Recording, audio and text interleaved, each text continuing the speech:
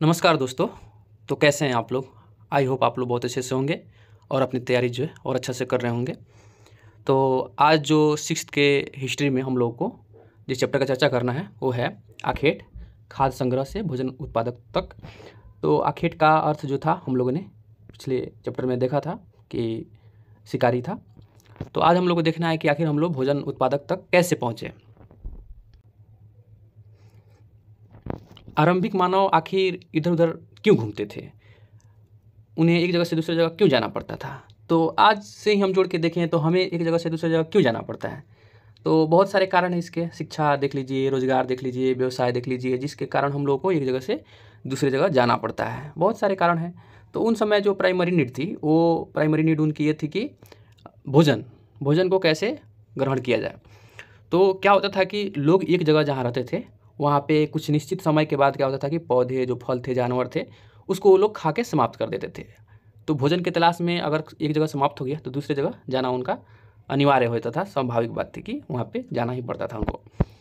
फिर क्या होता था कि जानवर अपने शिकार के लिए, या हिरण हो गया या कुछ अन्य मवेशी हो गए, अपने चारण के लिए एक जगह से दूसरी जगह जाना चाहते थे या जाते थे। तो उनका पीछा करते करते ये लोग भी उनके शिकार के लिए जो उनके पीछे पीछे एक जगह से दूसरी जगह पहुंच जाया करते थे। ऐसे भी हो सकता है कि अगर मान लीजिए कि किसी एक खास मानसून में कुछ अलग प्रकार के जो है पेड़ पौधे, वनस्पति, या मान लीजिए कि घास उग रहे हैं जहाँ पे जो है जानवर आ रहे हैं, खा रहे हैं, तो उनका वो लोग शिकार करके, या जो फल है एक मौसम में वो लोग खा रहे हैं, वहाँ पे वो मौसम ख़त्म हो गया, फिर उनकी प्राप्ति वहाँ नहीं हो रही है, तो एक जगह से दूसरी जगह उनको जाना पड़ रहा था। ऐसे भी हो सकता है कि पानी जहाँ है, मान लीजिए नदी है, झरना है, झील है, वहाँ पे सूखा हो गया। अब सूखे का कारण जो है वहाँ पे जो है ना तो जानवर आ पा रहे हैं, ना तो वनस्पति उग पा रही है, फिर मजबूरन उन्हें वो जगह छोड़ना पड़ रहा है। ये सारे कुछ कारण हैं जिनकी वजह से उन्हें एक जगह से दूसरी जगह जाना पड़ रहा था उस समय आरंभिक मानव को। अब मान लीजिए कि हमें इन चीज़ों की जानकारी कैसे मिली है। जो आरंभिक मानव थे उनकी जानकारी आखिर हमें कैसे मिलती है। तो जो हमारे पुरातत्वविद हैं उन्हें कुछ ऐसी वस्तु मिलती है, कुछ प्रमाण मिलते हैं, जिसके कारण वे उन दिनों की जीवन की कल्पना कर पाते हैं। उनमें उन्हें कुछ पत्थर मिले हैं, कुछ लकड़ियों तथा हड्डियों से बनाए हुए औजार मिले हैं जो आज भी बचे हुए हैं, जिन्हें हम आज भी देख सकते हैं। बहुत सारे म्यूजियम में आज भी रखे हुए हैं जिन्हें हम लोग भी देख सकते हैं। उनमें से कुछ पुस्तक में दिखाने की कोशिश की गई है। एक जो है पत्थर से बना हुआ औजार आप देख सकते हैं कि किसी पौधे के जड़ को उससे निकाल के भोजन के रूप में कैसे ग्रहण करने के लिए वो लोग यूज करते थे। एक जो है नुकीलाकार जो है पत्थर, ये भी देख सकते हैं, जो जानवर के छाल को जो है वस्त्र के रूप में उपयोग लाने के लिए कैसे व्यक्ति चित्र करता था उस टाइम। तो ये कुछ जो है आपको औजार दिखाने का कोशिश किया गया है। अब था कि वहाँ पे लोग जो निवास कर रहे थे वो कैसे जगह का चयन कर रहे थे, उनका निर्धारण कैसे वो लोग कर रहे थे। उन सारी जगहों को जो है लोकेट किया गया है और उनके बारे में कुछ चीज़ें चर्चा की गई है। अब पुस्तक में क्या है कि कहानी के माध्यम से बहुत सारी बात जो है समझाने की कोशिश की गई है। कहानियों का क्या है, हमें तो इस चैप्टर की जो कंटेंट है, मुख्य कंटेंट, उनसे मतलब होनी चाहिए कि इस चैप्टर में हमें क्या जाननी है और मुख्य टॉपिक क्या है जो हमारी ज़रूरत की है।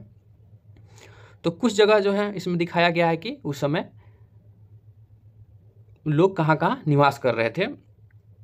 रहने के लिए लोग आखिर चुनाव कैसे करते थे किसी जगह का। तो सबसे बड़ी चीज़ वहाँ उस समय थी कि जहाँ भोजन उन्हें आसानी से प्राप्त हो जाए, जहाँ शिकार, फल फूल, जड़, पानी इत्यादि आसानी से प्राप्त हो जाए, वैसे जगह का वे लोग चयन करते थे। इस प्रकार आप देखिएगा कि ज़्यादातर जो है स्थल अभी प्राप्त हो रहे हैं वो जो है किसी नदी के किनारे ही प्राप्त होते हैं। हालांकि जब उनकी चेतना का कुछ कुछ विकास हुआ तो वे लोग ऐसे जगहों का भी चयन करने लगे जहाँ उन्हें जंगली जानवर न खा जाए, प्राकृतिक आपदा जैसे सर्दी हो गया, बरसात हो गया, आंधी तूफान हो गया आदि से बचा जाए। फिर उन्होंने कंदराओं और गुफाओं में रहना शुरू कर दिया, उनका चयन करना शुरू कर दिया रहने के लिए। उसी में एक एग्जाम्पल दिया गया है भीमबेटका, जो अभी जो है मध्य प्रदेश में है। वहाँ जो है कुछ गुफाएं और कंदराएं मिली है जहाँ लोग रहते थे। वहाँ पे उन्हें क्या प्रॉफिट था रहने से कि वे बारिश से बच सकते थे, धूप से बच सकते थे, हवाओं से उन्हें राहत मिल जाती थी। और रह गया बात कि नदी के किनारे थे, नर्मदा नदी के किनारे, तो बहुत सारे जानवर भी आते होंगे, उन्हें शिकार भी आसानी से प्राप्त होता होगा। अब महत्वपूर्ण टॉपिक ये है कि पत्थर भी उस समय काफ़ी इंपॉर्टेंट रखते थे उनके लाइफ में, क्योंकि बहुत सारे जो है वो औजार बनाते थे जिस कारण वो शिकार कर पाते थे या कंदमूल निकाल पाते थे। तो अच्छा पत्थर जहाँ मिलता होगा वहाँ भी वो रहते होंगे। कुछ चित्र जो है यहाँ पे दिखाने का प्रयत्न किया गया है, जिसमें से एक चित्र है कि आप देख सकते हैं कि किस प्रकार एक जानवर भाग रहा है और उसको पीछे से व्यक्ति जो है खेद रहा है, भगाने का कोशिश कर रहा है, पकड़ने का कोशिश कर रहा है। इस प्रकार जो है उनके गुफाओं में बहुत सारे चित्र भी देखने को मिलता है। पुरा स्थल क्या है? तो पुरा स्थल वैसे स्थान है जहाँ औजार हो गया, बर्तन हो गया, इमारतें जैसी कुछ वस्तुओं के अवशेष प्राप्त होते हैं, वैसे स्थल को पुरा स्थल कहा जाता है। पूरा मतलब होता है प्राचीन।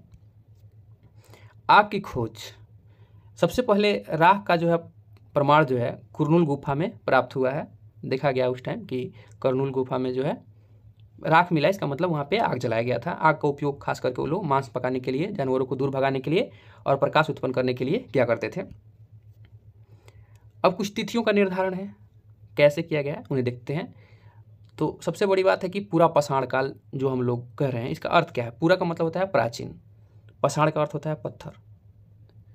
पाषाण काल 20 लाख वर्ष पहले से लेके 12,000 साल पहले तक माना गया है।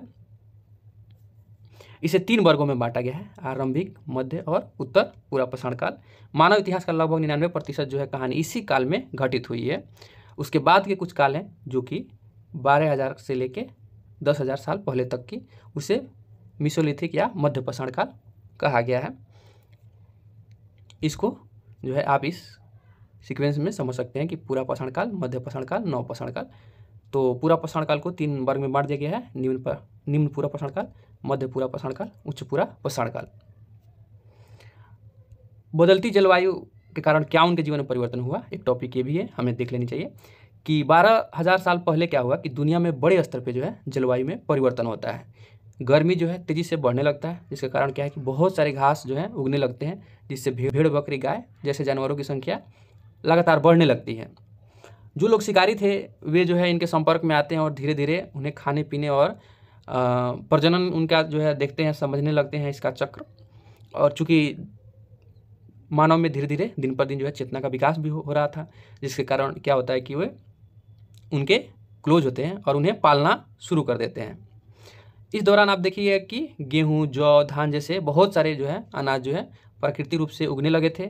फिर उन्हें लोग क्या करते हैं, बटोरने लगते हैं, इकट्ठा करने लगते हैं, साथ ही उसको पैदा करने का भी गुण सीख लेते हैं।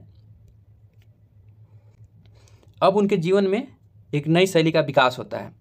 अब उगते पौधे की देखभाल करने के लिए उन्हें काफ़ी लंबा समय तक वहाँ पे रहना पड़ता है, बीज बोना पड़ता है, सिंचाई करनी पड़ती है, खरपतवार हटाना पड़ता है, जानवरों और चिड़िया से रक्षा करने के लिए उन्हें बहुत सारे काम करने पड़ते हैं।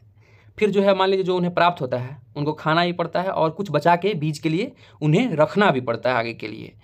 फिर जो है धीरे धीरे जो अनाज उत्पाद हो रहा है उसका भंडारण मान लीजिए कि वो गड्ढा खोद के करें, या फिर धीरे धीरे क्या होता है कि गड्ढे के बाद वो लोग बर्तन जो है बनाना शुरू करते हैं। फिर जो है बर्तन के बाद टोकरी बनाना शुरू करते हैं। ये सारी प्रोसेस जो है दिन पर दिन वो आगे की तरफ करने लगते हैं। अब इन सारी चीज़ों से क्या होता है, कृषि जैसे आती है उनके लाइफ में, उससे उनके लाइफ में एक ठहराव आ जाता है, वो इधर उधर घूमना बंद कर देते हैं। अब वो अस्थायी जीवन की ओर जो है गमन कर जाते हैं। इसी का एक जो है वर्तमान में साक्ष्य मिला है, बुर्ज होम, जो कि अभी वर्तमान में कश्मीर में है।